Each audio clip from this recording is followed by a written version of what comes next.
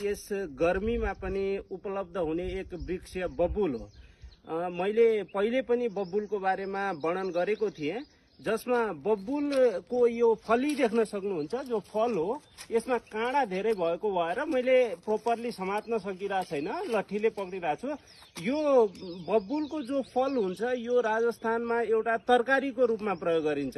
यो एक राजस्थानको गर्मी अवस्था, यति प्रतप्त गर्मीमा यस्तो सुक्खा डाँडामा पनि बबुलको यो फली, हराभरा फली, हरियो फल, जो फूल पहेँलो फूल फुल्ने यस सुन्दर वृक्ष अत्यन्त महत्वपूर्ण वृक्ष वनस्पति हो। यो राजस्थानको एक जीवनको आधार पनि हो। नेपालको नेपालगञ्ज सिमाना, नेपालगञ्ज उग्र गर्मी हुने ठाउँहरूमा बबुल पाइन्छ। बबुलको खेती प्रशस्त रूपमा गरेको पाइन्छ अचेल। बबुल अहिले हाल आएर दन्त मञ्जनको रूपमा धेरै जसो प्रयोग भएको पाइन्छ। जति पनि दन्त मञ्जनहरू छ, बबुलको यो बोक्रा, बबुलको यो काण्ड,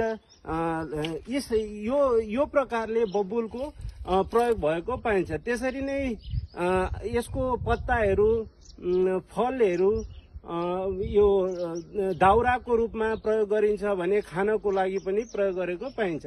विभिन्न शास्त्रमा पनि बबुलको विस्तृत वर्णन गरेको पाइन्छ। आयुर्वेदमा दन्त मञ्जनमा प्रयोग हुने जति पनि प्रिपेरेसन छ त्यसमा बबुलको प्रयोग हुने गरेको छ।